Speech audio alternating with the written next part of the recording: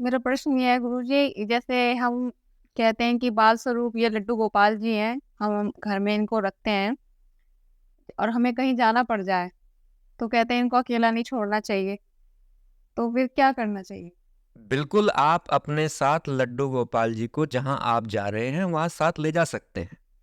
यदि आपने घर में विधि-पूर्वक, विधि-विधान से लड्डू गोपाल जी को विराजमान किया है। और मैं एक बात और भी कहना चाहूँगा, चाहे आप किसी भी देव की उपासना कर रहे हों और आप घर से कहीं बाहर बहुत दिनों के लिए बाहर आप जा रहे हैं, तो आप उन्हें अपने साथ ले जा सकते हैं। उनका छोटा स्वरूप भी आप अपने साथ रख सकते हैं। जैसे कि आप देखेंगे, मेरे ये महाराज हैं, मैं जब काफ़ी दिन के लिए बाहर कहीं जाता हूँ, प्रवास पे कहीं जाता हूँ, तो महाराज मेरे साथ जाते हैं, क्योंकि नित्य प्रतिदिन महाराज की सेवा होती है। इसमें स्नान आदि, भोग आदि लगाया जाता है। लेकिन मैं एक बात ज़रूर कहना चाहूँगा कि आप जो भी पूजा पद्धति अपना रहे हैं, आप जिस भी देव की उपासना कर रहे हैं, उसमें दिखावा नहीं होना चाहिए। आजकल मैं देख रहा हूँ कि आज बहुत सारी माताएँ लड्डू गोपाल जी को धारण किए हुए हैं, उनको विराजमान किए हुए हैं, और वो कंडी लटका के वो कंडी में उसको उनको रख लेती हैं और सड़कों पे घूम रही हैं। ना साफ सफाई का ध्यान है, ना स्वच्छता का, ना पवित्रता का ध्यान है, बस एक दिखावा है। मुझे ऐसा प्रतीत होता है कि लोगों को दिखाने की मनसा है कि देखो मैं कितनी भगवान की पुजारी हूँ, पुजारन हूँ, मैं हर समय इनको ले जाके अपने साथ रखती हूँ। हमने देखा चाट पकौड़ियों की दुकान में टिक्की का भोग लगाते हैं, वो दिखावा करते हैं कि देखो मैं टिक्की खाने से पहले भी टिक्की उन्हें खिला रही हूँ मैं। तो ये एक तरीके से फुहड़ता है, बदतमीजी है।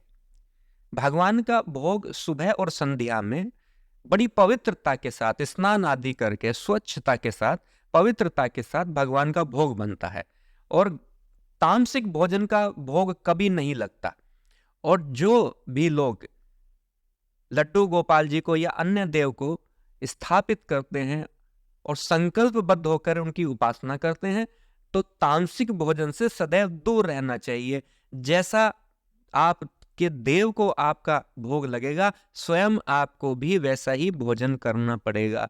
हमने देखा है कि दिखाने के लिए तो देव घर के अंदर स्थापित कर लेते हैं, लेकिन खुद अंडे खाते हैं, प्याज खाते हैं, तामसिक भोजन का सेवन करते हैं। कहते हैं कि हम तो मन से पूजा करते हैं, बेफालतू की बातें करने लग जाते हैं, भगवान का अपमान करते हैं, क्योंकि तामसिक चीजें वो भगवान का भोजन कभी हो ही नहीं सकती।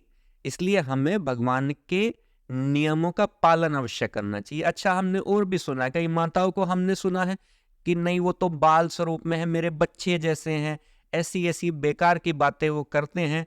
मैं ये भी कहना चाहूंगा, भगवान के बाल स्वरूप को आपने जरूर घर में अंदर स्थापित किया है, उनको धारण किया है, लेकिन भगवान तो भगवान है ना। तो भगवान की पूजा के अंदर किसी भी प्रकार का दोष नहीं होना चाहिए। तो ध्यान रखें, पवित्रता का ध्यान रखें, और कहीं बाहर जाते हैं तो अवश्य ले जाएं।